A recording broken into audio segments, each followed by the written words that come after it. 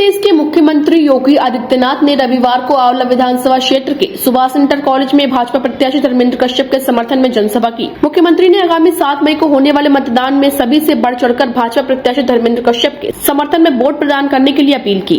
इस दौरान सीएम योगी ने सपा, कांग्रेस, बसपा पर जमकर प्रहार करते हुए कहा कि इन लोगों का हाल बिन पानी मछली जैसा है, सत्ता के लिए तड़प रहे हैं और इसके बिना नहीं रह सकते। उन्होंने कहा कि यह लोग आपको बांटने की कोशिश करेंगे, लेकिन आपको इनसे सतर्क रहना है, भटकाव नहीं लाना है। सीएम ने पांचाल नगरी मनौना धाम का जिक्र करते हुए महाभारत काल में जिस तरह से दक्ष ने युधिष्ठिर से 10 सवाल पूछे थे, उसी तरह से उन्होंने भी सामने मौजूद जनता से 10 सवाल किया। उन्होंने कहा कि पूरी दुनिया में एक स्वर गूंज रहा है, वह है एक बार फिर मोदी सरकार। इसके अलावा मुख्यमंत्री ने मोदी सरकार के कार्यकाल में देश दुनिया में भारत का सम्मान मिलने और जन कल्याणकारी योजनाओं का जनता को मिले लाभों के बारे में गिनाया। इस दौरान प्रदेश सरकार में पशुधन मंत्री धर्मपाल सिंह, जिला पंचायत अध्यक्ष रश्मि पटेल, सांसद व भाजपा प्रत्याशी धर्मेंद्र कश्यप, एमएलसी कुंवर महाराज सिंह, बिथरी चैनपुर के विधायक राघवेंद्र शर्मा, अध्यक्ष आंवला आदेश प्रताप सिंह, पूर्व सांसद राजवीर सिंह के पुत्र धीरेन्द्र वीर सिंह धीरू समेत और अन्य लोग मौजूद रहे। मैं आप सबसे अपील करूंगा कि अरे भारत के हित के लिए मोदी जी को तीसरा कार्यकाल देना है, क्योंकि मोदी जी के तीसरे कार्यकाल में पहले 3 वर्ष में ही भारत दुनिया की तीसरी बड़ी अर्थव्यवस्था बन जाएगा और वह हर भारत के लिए गौरव की बात होगी। आप चाहते हैं कि भारत दुनिया की एक ताकत बने? आप चाहते हैं भारत दुनिया की एक ताकत बननी चाहिए? यह काम केवल भाजपा कर पाएगी और इसके लिए आंवला संसदीय क्षेत्र के मतदाताओं से मैं अपील करूंगा, मेरी अपील होगी, आप सबको मोदी जी का और योगी जी का प्रतिनिधि बनकर के घर घर जाना होगा। जाएंगे, घर घर जाएंगे, लोगों से अपील करेंगे और स्वयं भी धर्मेंद्र कश्यप बनना पड़ेगा। बनेंगे, घर घर जाकर के जनता जनार्दन से अपील करनी है और एक ही अपील करनी है और वो अपील ये करनी है कि धर्मेंद्र कश्यप को रामायण काल के संबंधों को निभाने के लिए आया है। जब प्रभु राम की नैया को पार करने के लिए केवट आया था, उसी केवट के प्रतिनिधि के रूप में वहां के बीच आया है। इस क्षेत्र के विकास को एक नई ऊंचाई तक पहुंचाने का काम करेगा। बहनों और भाइयों, ये वही कांग्रेस है, ये वही सपा है, ये वही बसपा है।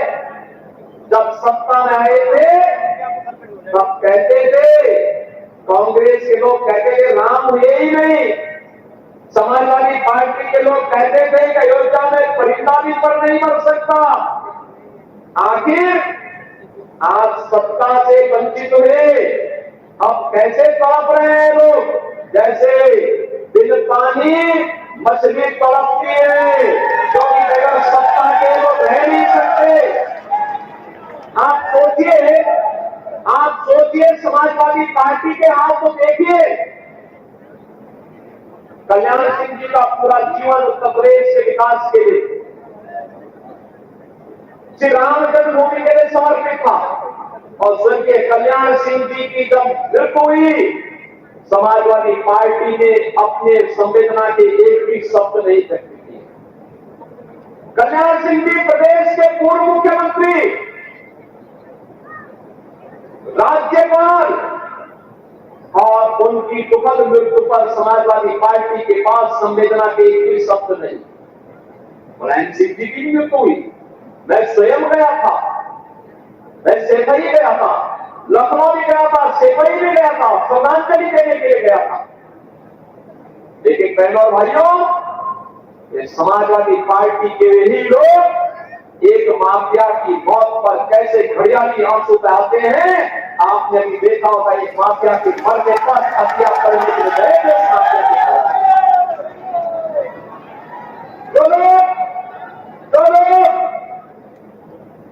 हिंदुओं के मरने पर संवेदना न व्यक्त कर सकते हो और माफिया के मरने पर हत्या पढ़ते हो, क्या उनको सत्ता में आने का अधिकार है? क्या उनको सत्ता में आने का अधिकार है? क्या वे लोग जाति का सहारा लेंगे? लेकिन परिवार तक सीमित हो जाएंगे। आपने देखा होगा समाजवादी पार्टी ने एक ही परिवार के सब लोगों को निकलते अपने ही परिवार के सब लोग, परिवार के बाहर कोई नहीं है, परिवार के बाहर सोच ही नहीं है, जाति का सहारा लेंगे। लेकिन बहनों और भाइयों, घूम फिर करके परिवार में आएंगे। और ये तो महाभारत की धरती है, महाभारत के रिश्ते देखने को उसके सबसे अच्छे लोगों ने समाजवादी पार्टी के लोग हैं। वहां सभी पात्र महाभारत के लोग जाएंगे। और इसीलिए मैं आप सबसे कहने के लिए आया हूं, कांग्रेस और सपा बसपा का जो हिडन एजेंडा है उनके घोषणा पत्र से उजागर होता है। वे फिर से प्रदेश को, देश को दंगों की आग में झोंकना चाहते हैं, भारत का विभाजन की आधारशिला रखना चाहते हैं। मेहनत के बाद भारतीय जनता पार्टी की सरकारों ने सुरक्षा का, निवेश का, रोजगार का जो बेहतर माहौल बनाया है, इसमें बैरियर बन करके लोग आए हैं। हमें देश के विकास में किसी को बैरियर नहीं बनने देना चाहिए।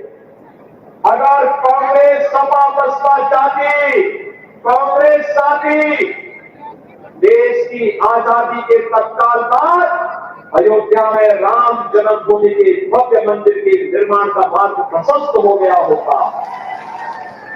कांग्रेस ने तो कहा राम हुए ही नहीं, यानी हमारे आराध्य देव को अपने स्वयं की जन्मभूमि के लिए प्रमाण चुकाने पड़े। लेकिन सत्य को कोई झुठला नहीं सकता है।